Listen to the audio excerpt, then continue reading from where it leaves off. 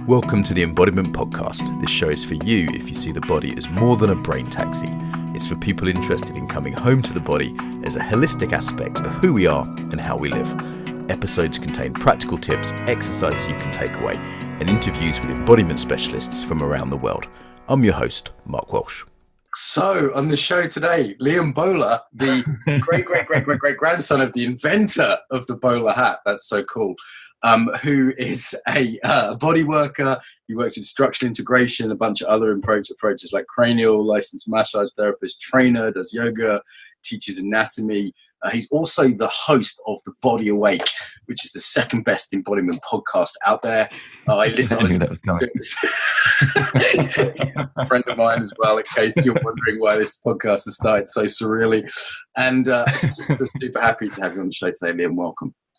Thank you, Mark. Glad to be here. Now, you're in the back of beyond the boondocks of America, right? That's right, sir. A couple hours from Canada, northwestern corner of Montana, a town called Missoula, which almost is sizable. Canadian. There's about 80,000 people here. Oh, wow. Okay, so pretty much Canadian. I'm gonna give you honorary Canadian citizenship. So how did you get to where you are today in terms of like being someone who's massively involved with the body and the body podcast and doing integration? Yes. What's your story? Yeah, it's got a few, I think, meta movements to it. So as a kid, I was not, often people are surprised. I was not a particularly athletic kid. That wasn't anything that drew me, and tried a few sports in grade school, and remember the experience not being horrific, but pretty close. You know, like not having good experiences with coaches and not really enjoying doing anything athletic, and learned to play the guitar when I was 12 and was like, oh, this is my jam. I think smoked pot when I was around 14 and was like, oh, this is so much better than any of this other stuff. And I met, through a long story, which I won't go into here, but met a Taekwondo teacher named John Paul Noyes, who's still teaching in Kalispell, Montana, and he just turned my life around. It was really, I mean, I couldn't sing his praises in my life as a young man enough. Treated me like an adult and like an athlete, and like, yeah, you're going to work super, super hard. And it was so supportive, and I just never experienced anything like that. So that was really incredible. I'd say that was my first taste of like anything, you know, having to do with the body and movement that I really felt resonant with. Felt much more like a philosopher sort of before that at heart. And then, I spent quite a bit of time climbing and in the wilderness.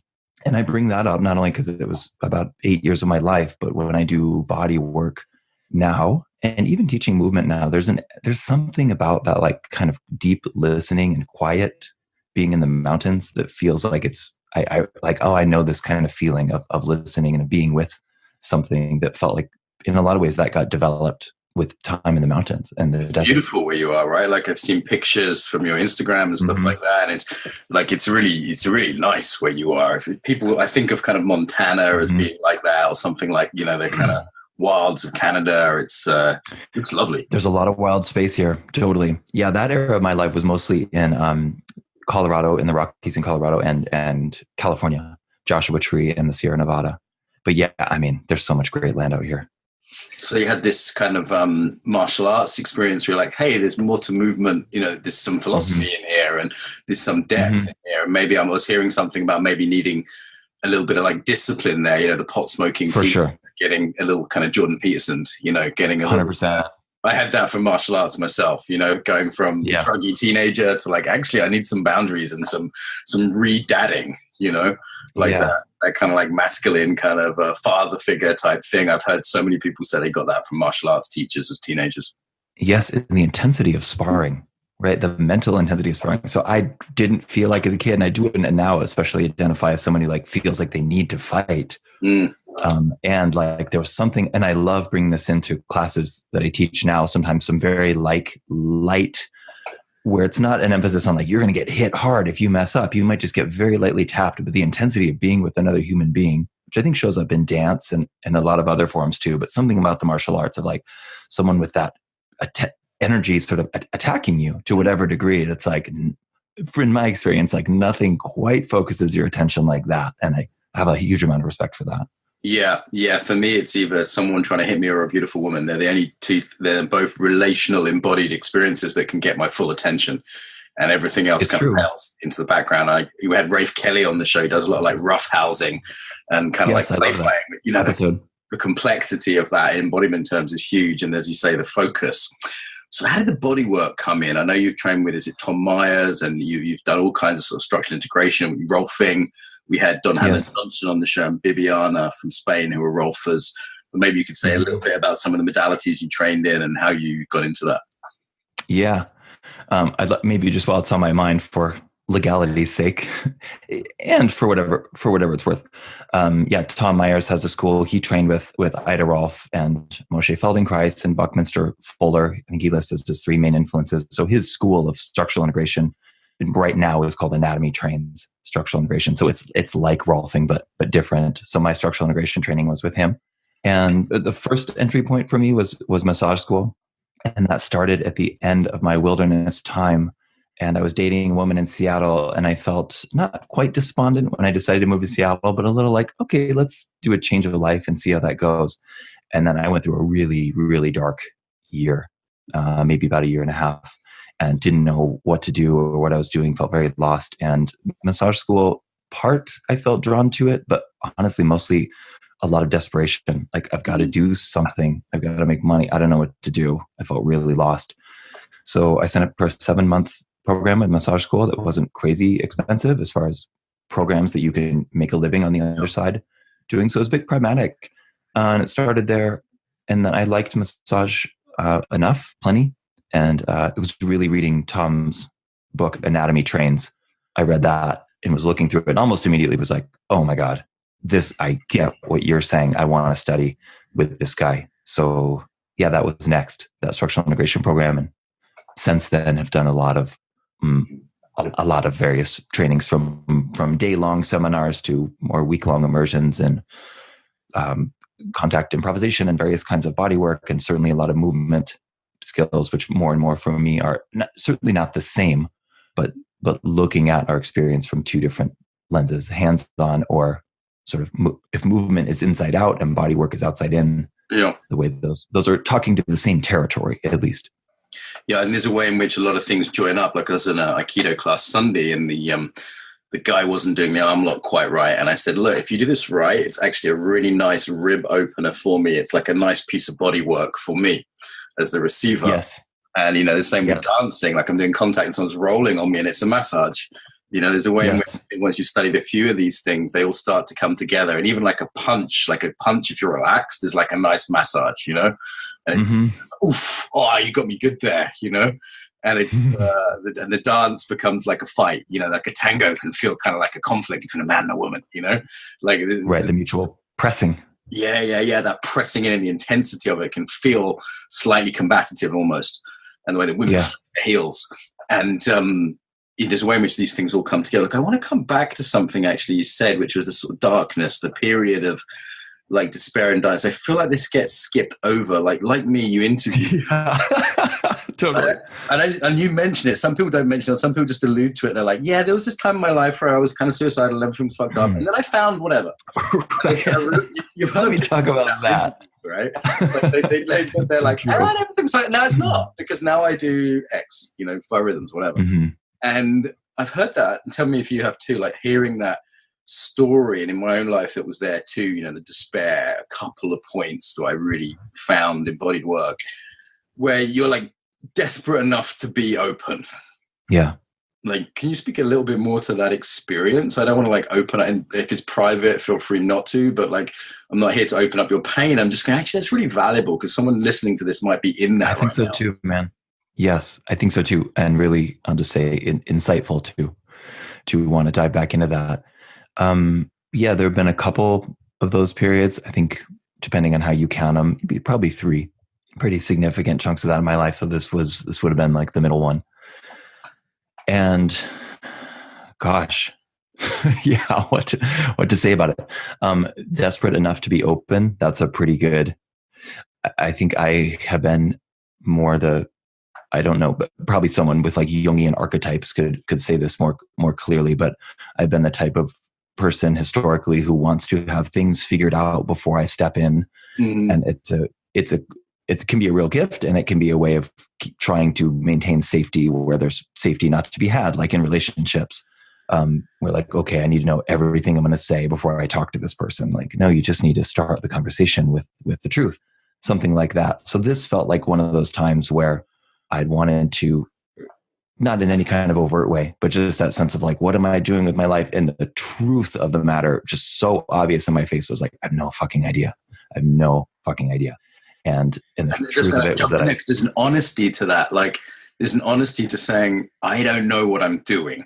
Yeah. Supposed to, like, we're all supposed to have our shit together, and it's like this honesty saying, I really don't know. And yeah. not just grasping for the nearest thing, which is like, well, my dad was a doctor, so maybe I should do that. Yeah. Actually really being in that pain of like, I really don't know what I'm doing. And as someone who's purpose driven, that is beyond intolerable. And there's a dark night of the soul in that lack of purpose, right? Yeah. Yeah, definitely.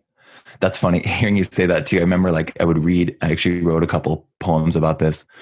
I don't know where they are right now, but reading poets like Rumi, who talks about, being driven mad with desire to know God, and, spinning around and his hair is on fire and just this wildness. You're reading someone like him and you're like, wow, that's really, what a cool guy. What a cool experience. He must be having the time of his life. But when you read what they're actually saying, right? Yeah. Or like, Rilke is another one of my favorite poets, right? Reading Rilke's words of like these like depths of the darkness and the bare branches, and, some of these images that and I think you're alluding to this too. You hear of somebody else who's like, oh, you've gone through it.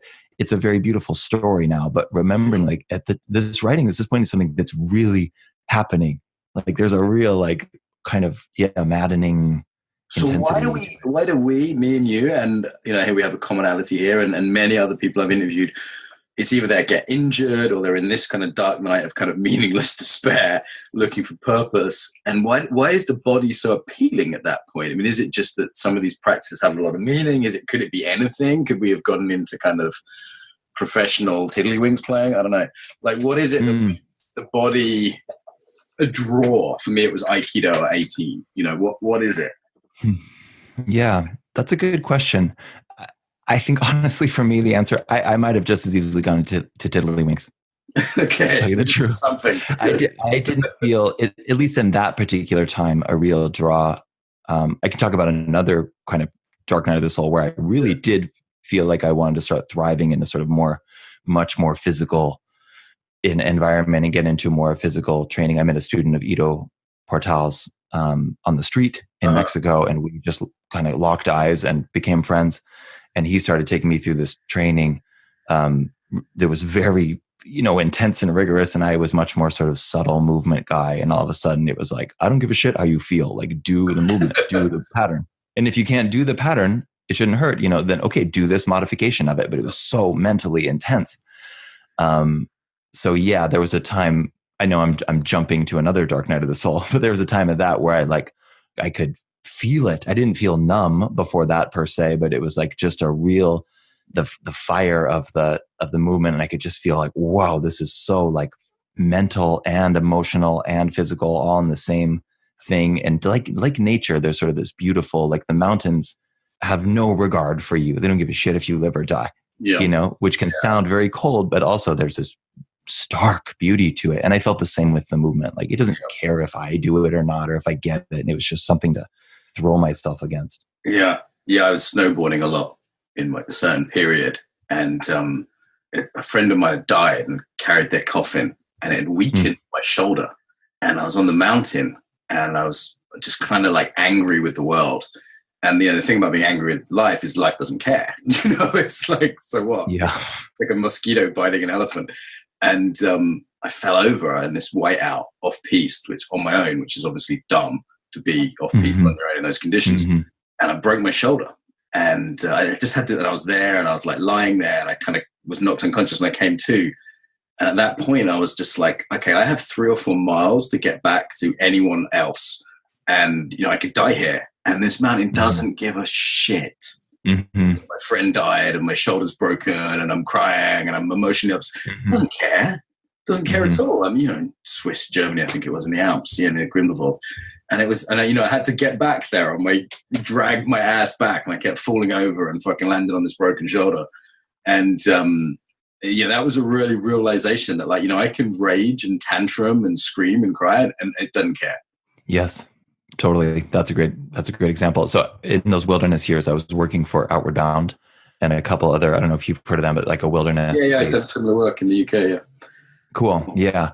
And that was, I felt it many times personally, but that was one of the things I really loved as a teacher. And that the better I feel like I got at my job, the more I let the wilderness be the instructor and me the sort of facilitator, which of course is something kind of a line we're mostly going for, right? But it was like I started to feel that more and more, and that phenomenon of no matter who you like, if it's raining, that you could see these moments of realization in these kids' eyes of like, looking at me to like do something. Like, it's wet and my tarp's up and and it was incredible to be like, that moment of like, we can do something, and it's like it's putting on a raincoat, it's setting up your tarp, and there's not a damn thing I can do, obviously, to stop the rain, and we're days away from it. Just I loved those moments.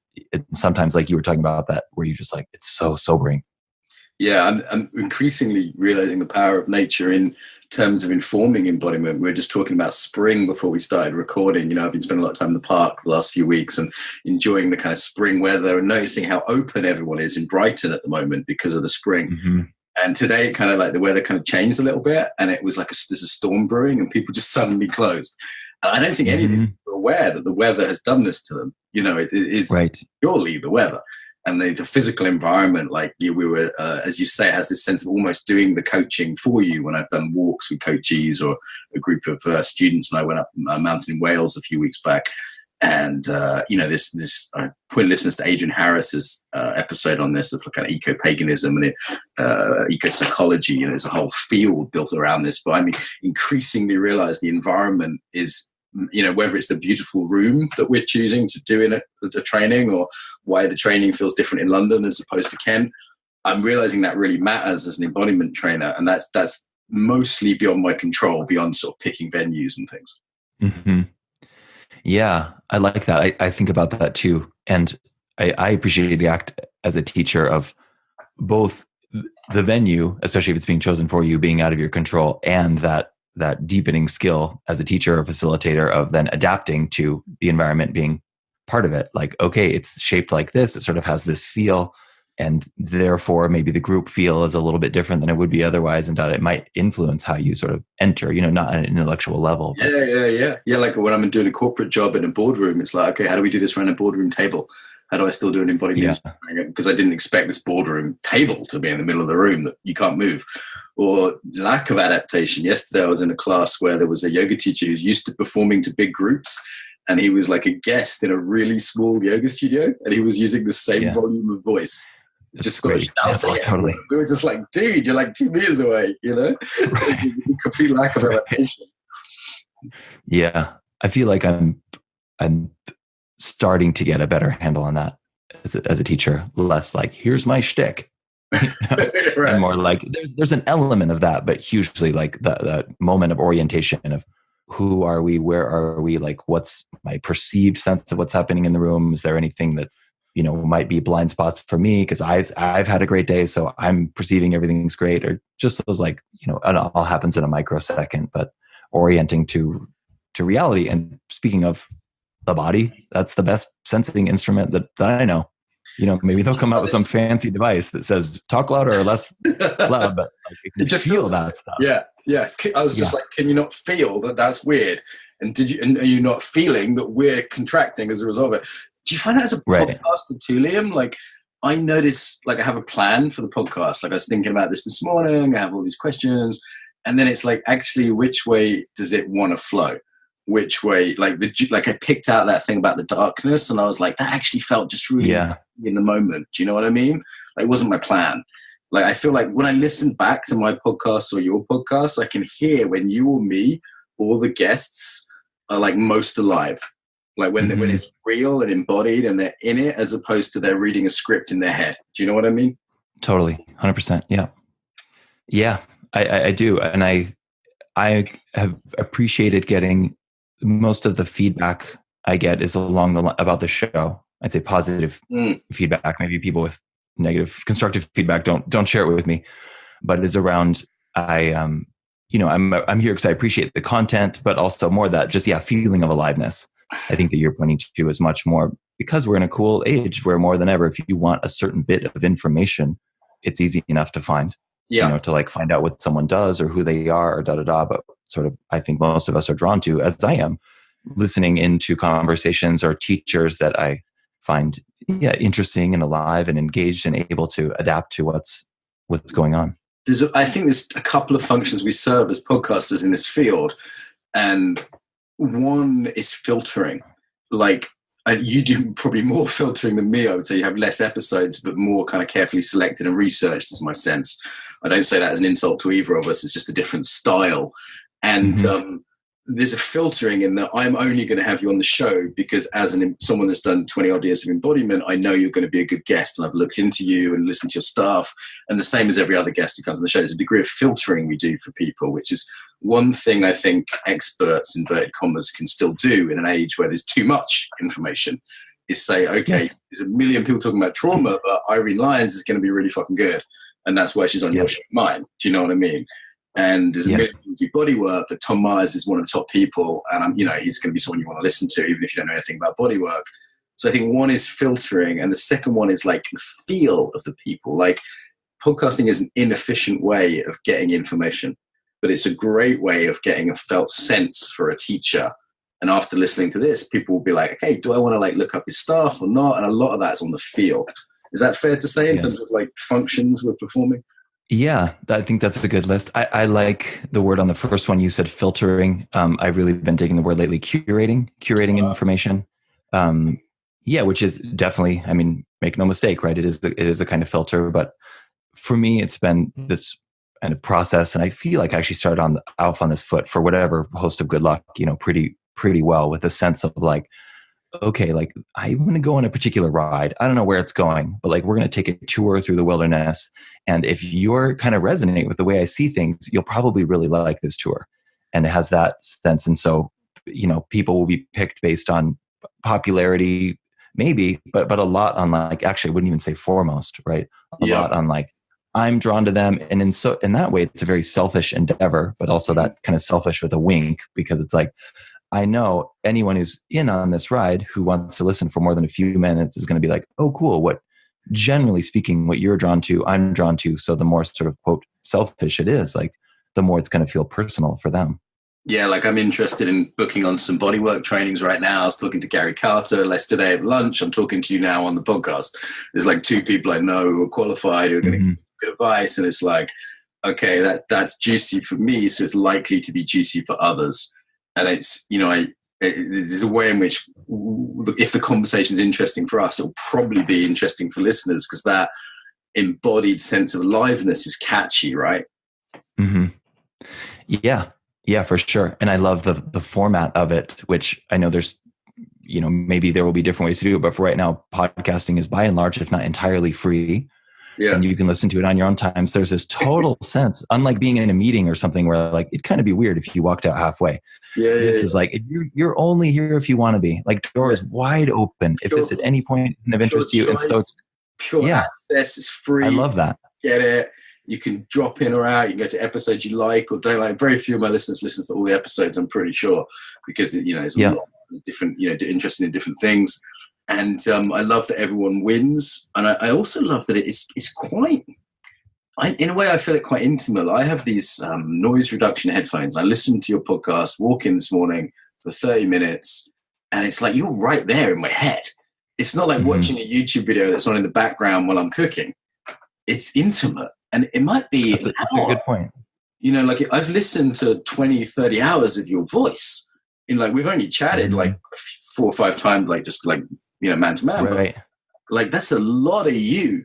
You know what I mean? Like that. It's intimate. And this is why it's kind of weird when people come up to me and they're like, oh, I've been listening to your podcast, and they feel like they know me. Mm-hmm. You have that? Have you met anyone at a conference that listens to it? And because it's intimate. Yeah. And that's beautiful. I'm not criticizing those people. Please do come up to me by the way, at conferences if you do listen.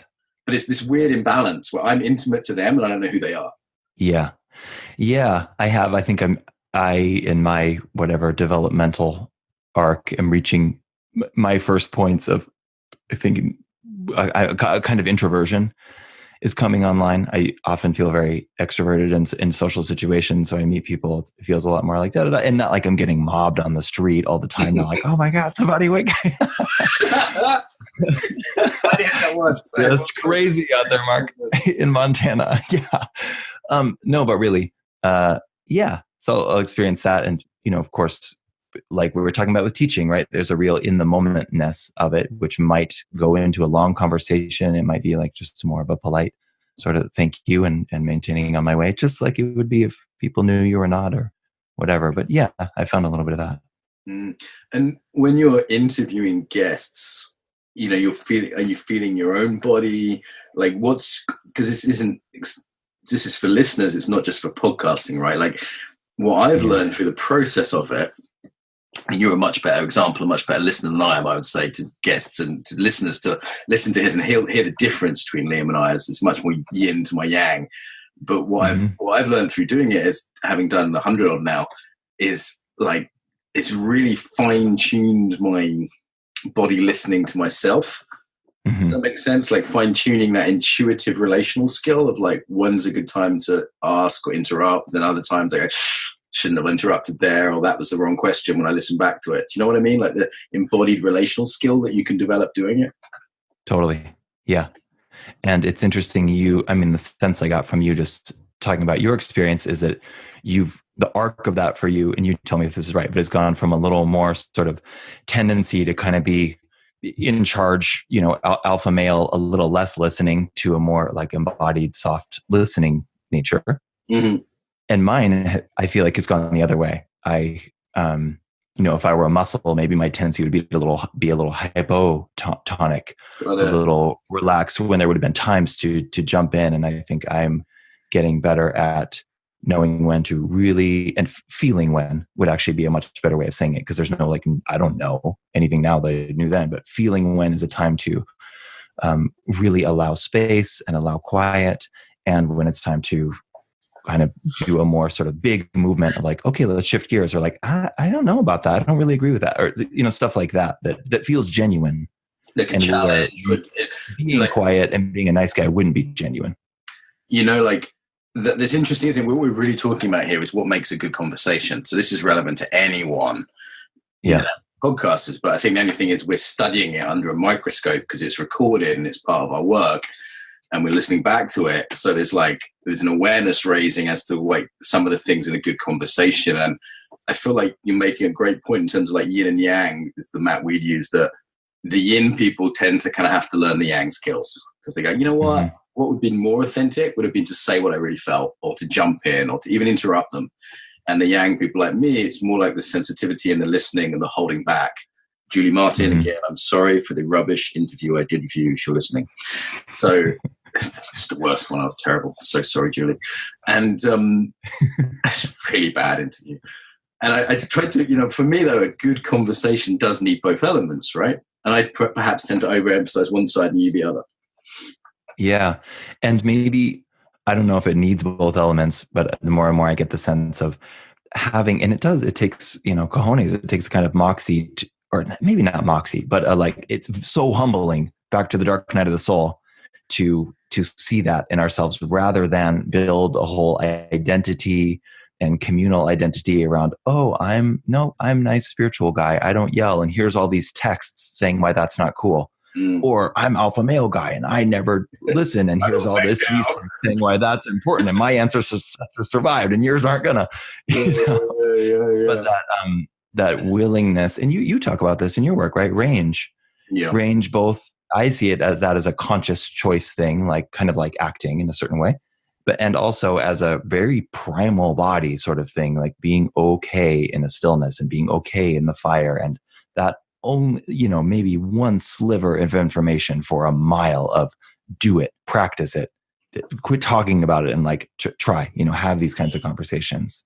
And it's one of the, we've actually shared a couple of guests now, like Irene Lyon, for example, like they're backwards and forwards, and I've recommended all to you and vice versa. And what's interesting is how we both bring out very different parts of people.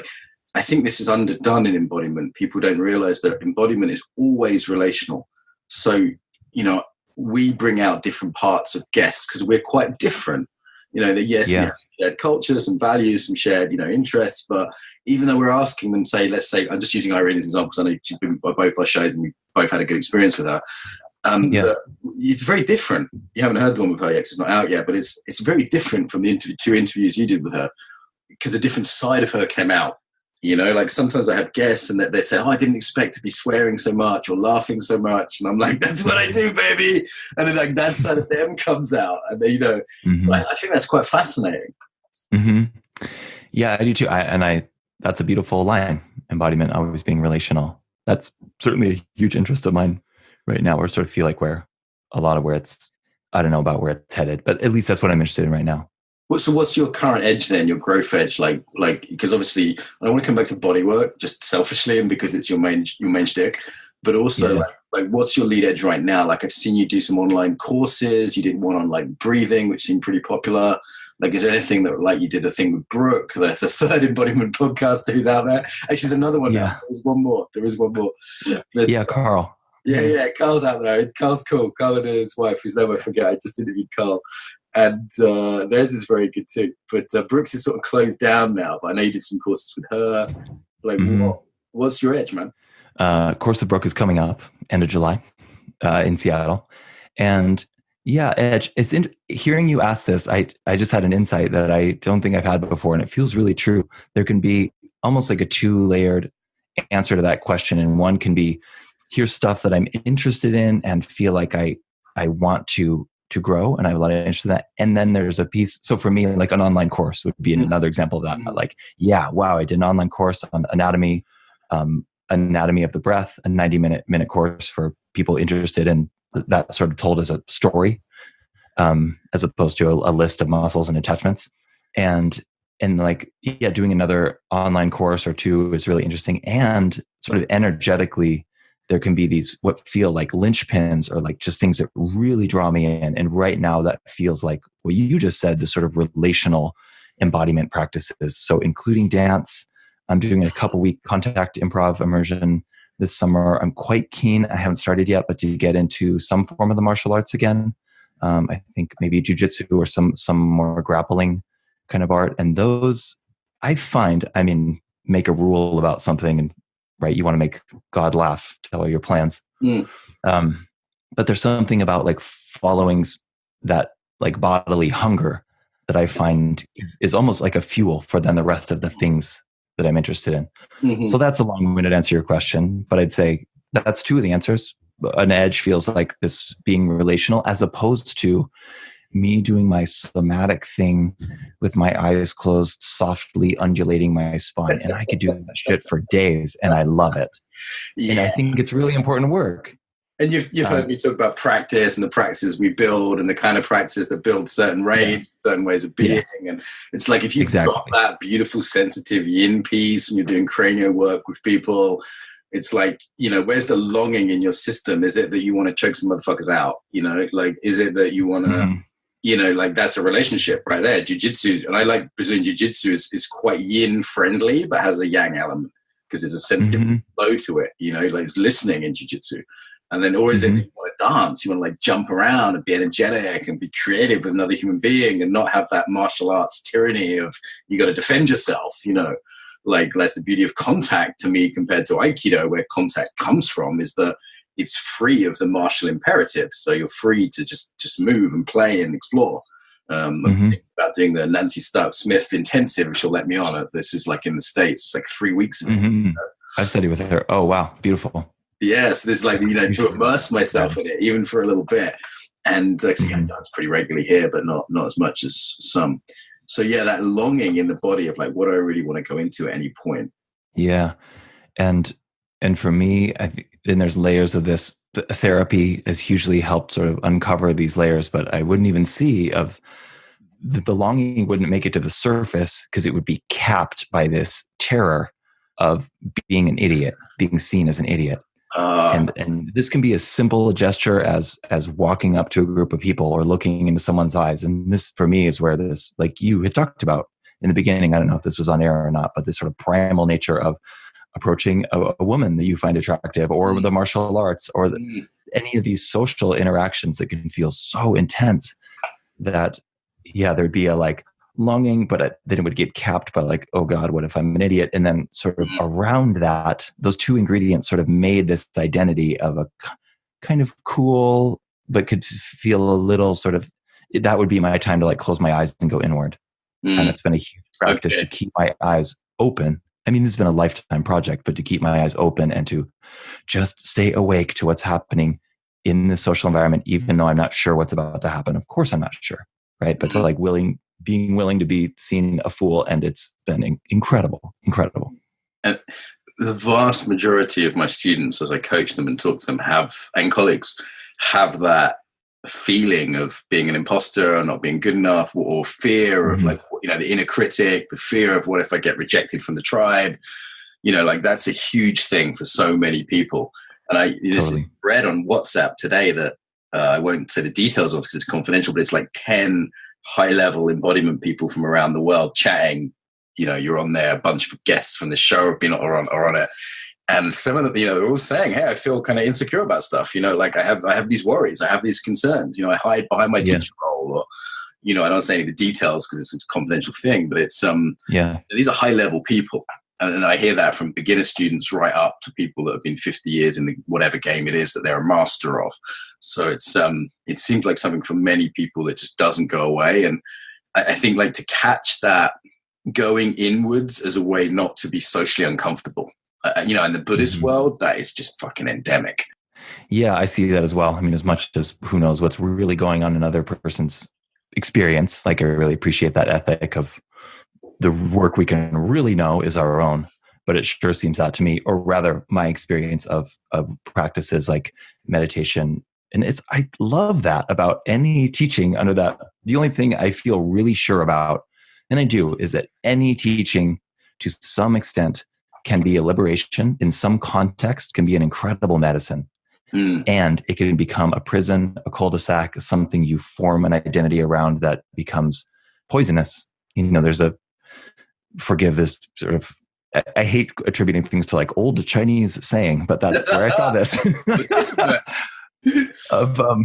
of water. You could do neuroscience instead. You could do neuroscience. Neuroscience has proven water moving is life. Water still is poison, is stagnancy. I think Paracelsus said there's one disease and its name is stagnation. Wow. Both of those point to, it's not the material. The water is either moving or it's not. It's the verb of it. And the verb is a whole different thing than the noun.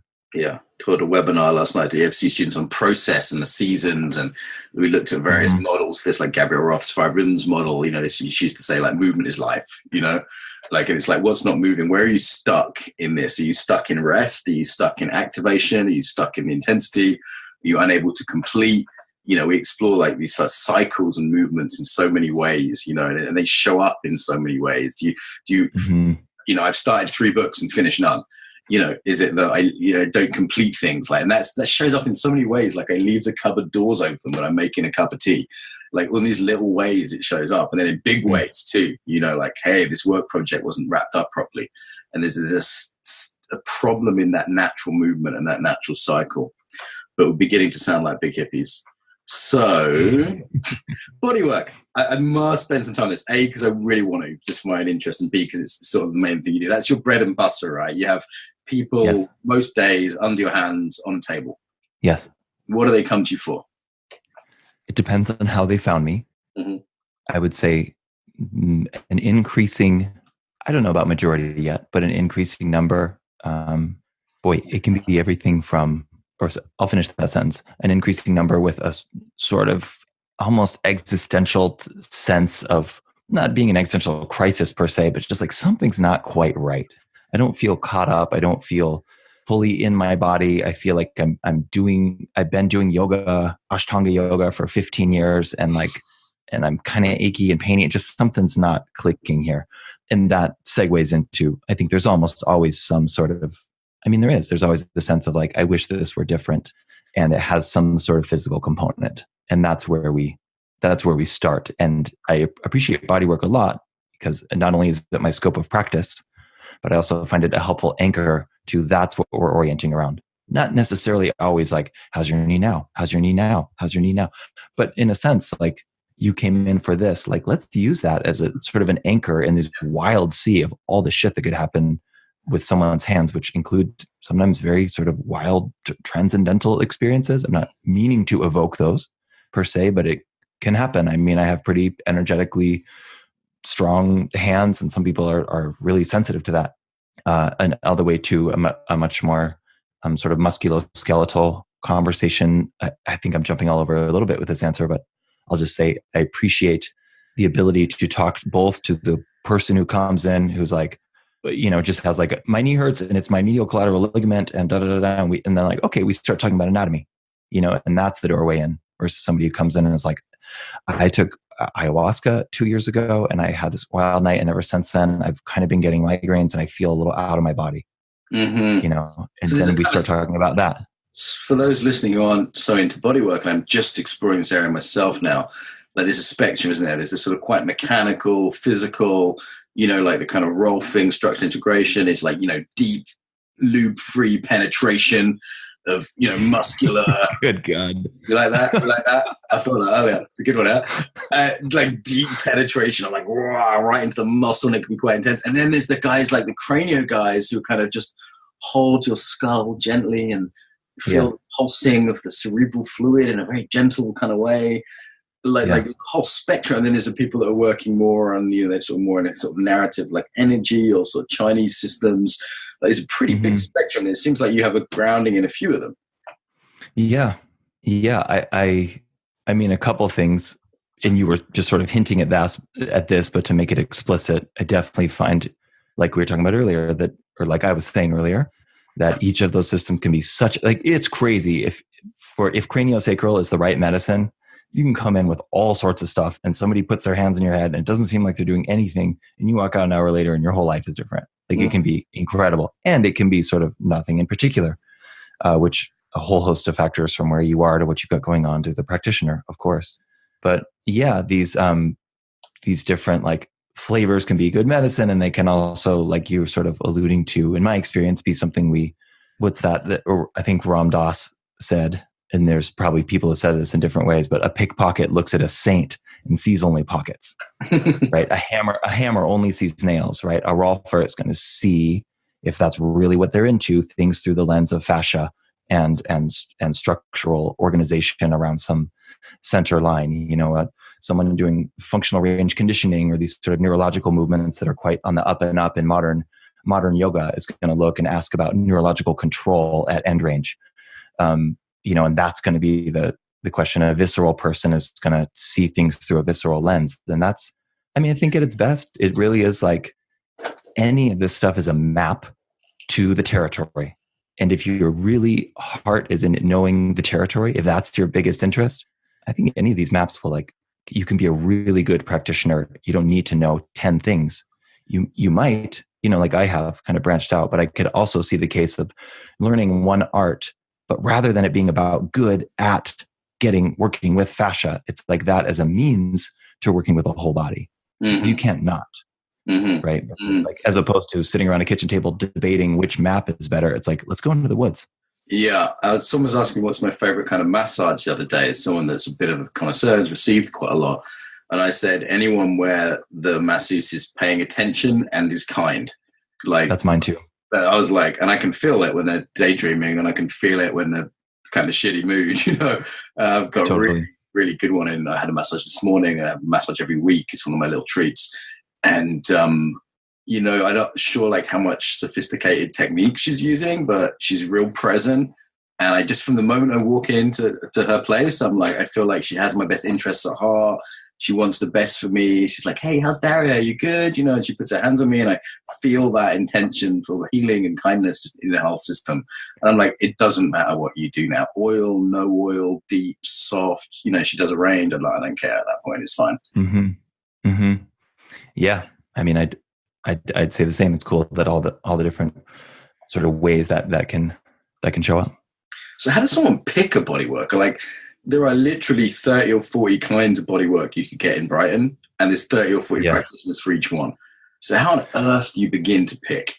So I just read a blog post by Seth Godin, who I talk about incessantly on my podcast. It's really cool to have him on. Exactly. Yeah, kind of marketing guru who it's less, in my experience, do this technique or this technique. And it's a lot around make a really good product, build trust, speak to your tribe, a lot of just the way we communicate as human beings.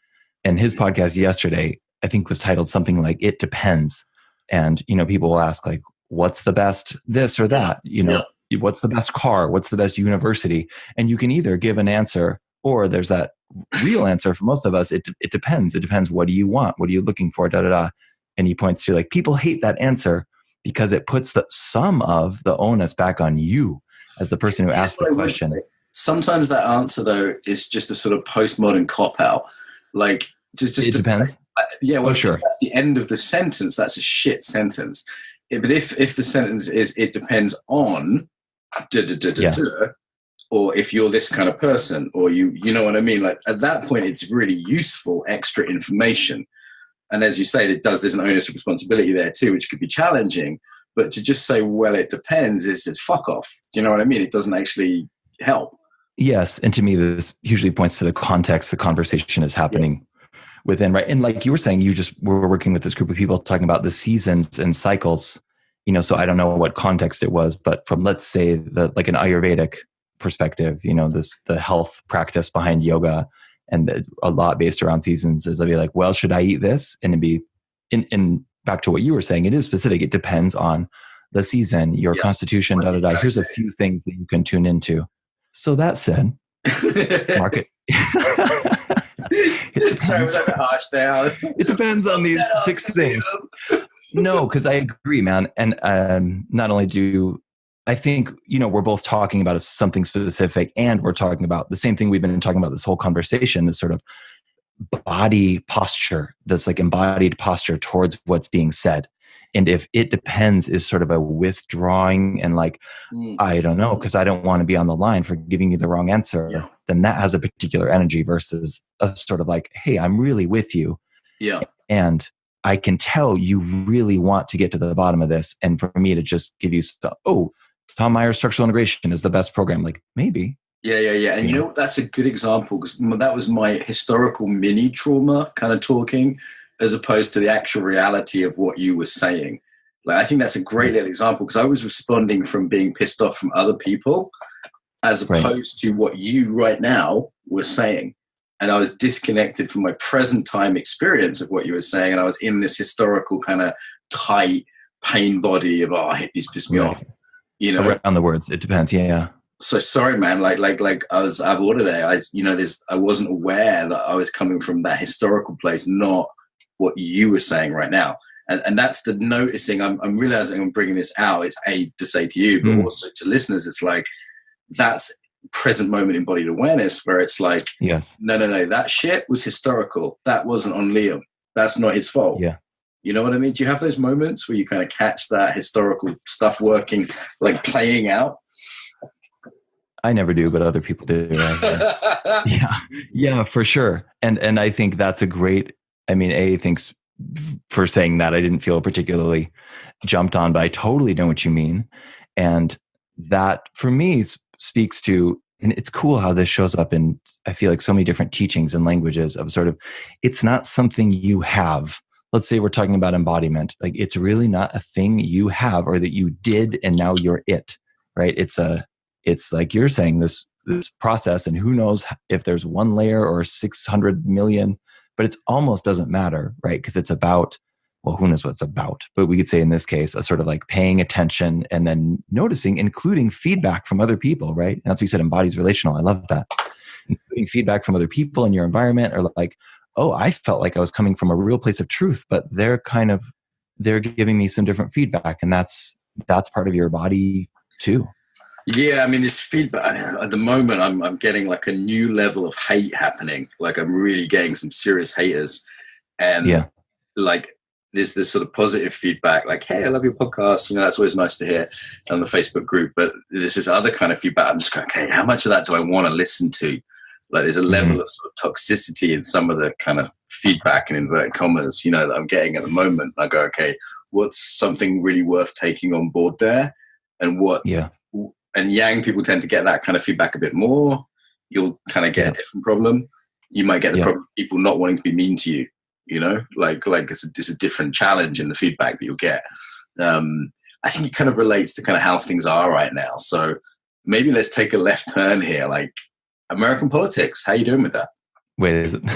That's the real question. Yeah, you didn't see that coming. Okay. Yeah. Left hook, baby. Yeah, I will say on that note, and maybe this even segues into politics a little bit. I didn't feel super hooked, but hooked enough where I just did a 10-day social media fast. Yeah. And I was jonesing hard for the first couple of days. What's that mean? Sorry, what's jonesing? Wanting another hit. Oh, you were like in withdrawal? Uh-huh. Like you had the scratch. For sure. You were like the first, you know, like I got to get feeling connection. And like I was in the middle of these conversations and they're going to just think I bailed. And I put up just one post that said, hey, you can go to thebodyawake.com and I have a contact page. And so you just had like no Instagram, no Facebook for 10 days? Uh-huh. Yeah, I've got a thing now where every time I do a Facebook post, I delete the app off my phone. So if I want to respond, I have to upload the app first. And it takes me a while. So I have to be I can't just scratch the itch. I have to be kind of committed. Like, no, this is actually part of my work and I want to log on. I want to, check what's going on here. You know what I mean? Yeah. Like I just was getting too much reactive shit, man. Yeah.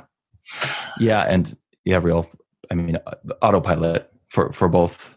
And you're right, at least at this point. And I have had some like conversations where like, whoa, it gets heated, either over Messenger or online where I'm feeling like shameful about something I said or did. It's a powerful medicine. I mean, it's a powerful format because you can have that conversation with way more people than you probably would in your normal life. So it's like the potential dosage is real high.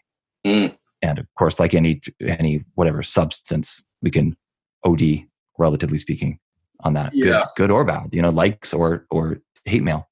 Yeah, for me, I'm definitely noticing I'm more in my body when I'm having like one-to-one conversations or these small WhatsApp group conversations, and the really big ones. There's something about that that's just kind of overwhelming to my system. And as kind of your reach grows, the number of comments grows, the chance of picking up a hater grows. It's kind of like there's a lot. It's a lot of, I almost feel like in my body as a weight on what I'm saying. Does that make sense? And sometimes it's like an adrenaline hit. Sometimes it's like a pressure. There's different feelings that come with that social media sense, often just a buzziness. But and I don't want to get to this extreme of like, all social media is bad. I'm going to take Facebook or what, I'm not going to go on Facebook. I'm not going to do this, because it's also super useful for my work. It's been a great way of making friends around. Like I'm going to Australia and I'm meeting a whole bunch of people I only know through Facebook. It's cool too. So it's like, okay, how do we manage that? Yeah. Well, how about, one way that sort of all fits under the same umbrella for me is the online platform. It's not different than like life in that sense. It's very relational. Very relational. And so I wouldn't want someone yelling in my face in person for a long time too, so just, I wouldn't want to have that experience much online. So it's less like, is it good or is it bad, as much as is talking to people good or bad? Like, in general, it's probably, you can live without social media probably much more easily than you can live without talking to people. But still, in my experience, at least, that same kind of, it's so much about context and dosage and any given day, sort of what you want and what projects you have going on and da-da-da. And does that resonate with you? To some extent, I found myself getting a bit bored, so I want to change the topic. That's normally what I do as an interviewer. If I feel a bit bored, like I'm ADHD boy, that's my like radar for like change the topic. I saw you starting to look down. I was just like, I'm not like real bored, but like I wouldn't say that to most guests. But do you know what I mean? I know. I appreciate the clarity. I do. And you feel like a little bit like, now I'm fully engaged again. You feel a little bit less engaged. Yeah. It could just be that I'm hungry or I need the toilet, but that I actually use as part of my somatic radar. Yes. Like my attention. Yes, I do. Like, let's liven this up. And what about the kind of the liberal conservative thing, the kind of left right thing? Like that's pretty tricky. Like in some ways, I'm surprised you didn't get a lot of stick for having me on your show, for example. Yeah. Like we talked about some of this stuff on your show, and it's weird in the embodiment world, which is mostly pretty heavily left leaning. But then you live in a state which is pretty, what is it, red state you call it, like Republican state? Yeah. Is that right? Yeah. So how does that fit in for you with this kind of picture of, embodiment, and how does it all fit together? Yeah. And maybe this will actually, well, I don't know, but I just, as you were talking, you've been thinking about different bodywork schools and sort of different ways of seeing the world. Because I wouldn't give them political parties by any means, but in some ways a very like biomechanical point of view, and like, here's the parts and you get all the parts right and you'll get the whole thing, has a certain feel to it. Yeah. And something like biodynamic craniosacral, where like you place your hands and you listen and the universe unfolds beneath your fingertips, which in both can be incredible medicine, right? That has a real different feel. Well, they're absolutely conservative and liberal narratives. Let's take like martial arts, which is about structure and discipline and control and self-regulation. And then like Five Rhythms, which is about like flowing and feeling and expressing. I mean, that is a classic conservative, and they're both right. They're both giving something useful to the picture. Yeah. But like, I continuously see liberal and conservative narratives because they're narratives of causation, essentially. Like, why are we poor in the political domain, or in the body domain? It's like, do we have back pain? Is it because we don't listen to ourselves, or is it because we don't stand right? They're the same narratives, just of causation, just applied in different domains. I'm surprised, and sometimes I have quite liberal friends that have quite conservative practices as well. And like they're doing Ashtanga yoga every day, and but their politics is like way off the other side. And I'm like, okay, that's pretty interesting. Yeah. Well, speaking of camps, like we have been earlier in sort of political, I mean, obviously politics can go there, and not to totally, actually really not at all to sidestep the question. I mean, I can tell you my personal opinions about this or that if I have them, but I think, and you and I have this in common, which I appreciate, way more important to me in a certain fundamental way is not what do you believe or who's in power, but can you fucking talk to somebody and actually listen to somebody without being like dopey or laying down your arms or everything you think, but like have a, not even just a spirited intellectual debate, though those are great too, but that actual kind of listening, like the work Krista Tippett is doing, and I'm sure lots of people are doing this, but she's just an example I know, called the Civil Conversations Project, where she has like really intense, right-wing news moderators on. And the idea is, I don't know how she sets it up with them. I would love to hear that actually, how she sets it up with them. But there's an idea of like, look, we're going to like be talking about the issues but a lot about your experience as a human being. And the idea is just like that real, in some kind of process circles, they talk about speaking from the heart and listening to the heart, as opposed to an entirely premeditated place of like, you give your pitch, I already know my answers to that, da. Yeah. I appreciate that a lot. And you can see it online. Yeah, like if you look at the famous Channel 4 Jordan Peterson interview, like the interviewer had, Kathy Newman, had no attempt to listen, no sincere attempt to express. The entire thing was a sort of premeditated set of traps. And there's a moment where he kind of catches something and goes for it, and she kind of laughs, and then it goes back to it. It's literally like no more than 5 seconds of an hour-long interview. And I feel like even if it's like you're like on one side or another there, it's still kind of boring to look at that. And yes, it becomes so uncivil and so unpleasant. Yes. It's like, let's stay in the conversation. I feel like the embodiment people I know are way better at this because of the self-regulation piece. Like if I look at, we had a really, really good podcast with Anita Teresa from New York about gender, and we disagreed on most things. If you imagine sort of New York feminist, talking about gender, we disagreed on most things, but we were laughing and it was civil. It's one of my favorite episodes. And cool. I just listened to that the other day, and I was like, I mailed her to thank her. I said, I regard you as a friend. Thank you so much. And this, and I'm like, wow, this is someone, the first ever time I talked to them, other side of some of the spectrums that exist, and still was able to have a civil conversation. I think because of her skill as an embodiment person as much as anything, and the fact that she'd done the inner work, and you may be a bit on my end too, without taking, I think most of the credit was hers. And it was, she'd done the inner work, she'd done the shadow work, she'd done the therapy, she was able to self-regulate, she was aware of, like, I caught myself with you being a bit harsh, because of historical stuff. It's like, that was the whole process. And it was a joy, man. It was a joy. That's a beautiful example. And I love that word you said, now for the second time, a different context, about being bored. How watching two people hash it out, like it gets beyond, I think that's a great word actually, and that might kind of end up being our salvation, largely because it's not like, oh, you shouldn't do that because it's wrong. But when you're just like, it's fucking boring. Tired of it, come man. in and know all the answers. Another and even like in the Jerry Springer show where people are throwing chairs at each other, like even that's kind of boring in a certain way, right? What's real is when you don't know. Yeah. Like you're saying, that living conversation, which involves, you can't have one and not listen. Otherwise it's a monologue. Yeah. It's more alive. I've got a great question. We got to wrap up. Okay. Right? Another 5 minutes. Okay. Great with me. Cool. Maybe 10.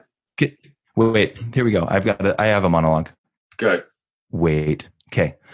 I just want to speak to, if anyone was like, you didn't talk about the bodywork schools. And I would just say, as an overview, what I would highly recommend is maybe like any career, go see a few practitioners and notice what speaks to your body, because it is an intellectual pursuit, but it is hugely a body pursuit. So if you've experienced something and you're like, wow, I want to know more about that, start there. But maybe don't do it your first one. Go get a craniosacral session, go see a structural integration practitioner, maybe do the whole series. I mean, can be incredible. And, do a few of those and just notice what seems not necessarily what's going to make you the most money, though not to act like that's not important, but like what was fun? What do you like? I really want to know more about that, and start there. Great. It's more like falling in love, isn't it? Than it's that sense of like, there's some resonance here. Go on a few dates. Exactly. Great example. Go sit in a few dojos. Does the Brazilian Jiu-Jitsu vibe appeal more to you than the Kendo vibe? It's a different vibe. Go sit in the dojos, feel it out. That's got to come from the body as well as the head. Yeah. And if you're like, okay, I want to learn craniosacral, if you're in a city, there's probably a few programs. So likewise, go meet a few teachers, because they can be taught real different ways. Okay. So Maud interviewed me for the 100th episode, and she asked me this great question at the end. She said, what question do you wish I'd have asked you? You're asking me that now? Yeah. It's a head fuck, isn't it, man? It's a head fuck. Right. There's like this little house of mirrors going out of my head. Like, if you were podcasting me and I was podcasting you and who was asking, I was like, so what question like would have been a great question for me? The millionth episode. Boy, it's almost like I need to shift gears for that in a way that I just don't have access to. Because, how about this? I will say I really appreciated that. I like that act of sitting down and, speaking of living conversation, knowing who I am. And if someone's like, what do you do for a living? I can sort of rattle off something pre-registered, but having this sort of living conversation with you. So in that sense, I mean, I'm kind of buying time here to see if anything pops up, but also like, I don't know, there's nothing in particular. I didn't feel like there was a real, and I'm not saying this to be noble. It's just true. I didn't have a particular agenda with this, or like, I want people to think this about my podcast or this about my work. So I don't know. I will say, you did ask this, but I like that we got into that like dark night of the soul stuff. Cause I agree, man, talking about that in a way that's like real and not just something in the past that now I'm kind of over here talking about it. Like, it's part of a success story, how it's normally presented, isn't it? There was a thing and now I'm over it because of the thing that I'm selling. Do you know what I mean? That's bullshit. Yes, right. It's the formula for marketing, right? In some ways, like, here's the pain, here's the way out of the pain, and therefore, I'm not in it. Yeah. Cool. That was the best bit. Okay, good interview, man. So, a couple of things. Where can people find out more about you? Thebodyawake.com. I think is the best. I do have a bodywork website, dynamicalignmentbodywork.com. That's due for an overhaul. It speaks to my more structural side of the work, which is still important. But thebodyawake.com, go there. I have a blog, of course, a podcast. I post between once a week and once a month. Podcast is really good, guys. I'd really recommend Liam's podcast. So, I say that as someone that's quite selective about what I do and don't listen to. And, I regularly, pretty much every episode I listen to thoroughly, sometimes twice. So I just really want to recommend The Body Awake to people. Thanks, man. You're welcome. Last thoughts about the body for our listeners. Final parting message. My hunch, if I were to like have a little soapbox speech right now, it doesn't matter how you think about it or what map you're using, whether it's a musculoskeletal map or a more, but again, in my experience, what matters is really the territory, and who gives a shit about that territory if it's not actually affecting your real life. So going onto a yoga mat is really important. Or going into a, some kind of dojo or doing some sort of embodied practice.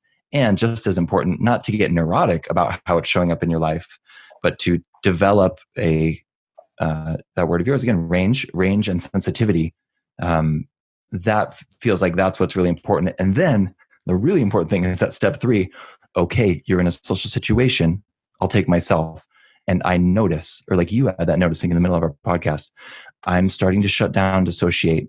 I can feel like I want to go to the water fountain or I want to go get a drink because there's this like I'm afraid of just standing here in a group and not doing anything. That's been a very personal one for me, like not being entertaining or I'm just standing here. And then it's like this intense embodied practice to like, I'm going to try this out for a second. It's not a decision that therefore I'm going to stand here for 2 minutes and just go numb, right? It's like, pay attention. I'm going to just stand here for a little bit more and see how that goes. And it's been incredible medicine. So I guess that third step is, and then apply it. Like, who cares what you notice if you don't do something with that noticing? Awesome. Liam, thank you so much. Thank you, Mark. If you enjoyed this episode, subscribe to get more. If you'd like to help us build the Embodied Tribe, leave a review on iTunes or share this on your social media. If you're interested in training globally, sign up to receive the newsletter at embodiedfacilitator.com. Until next time, welcome home to the body.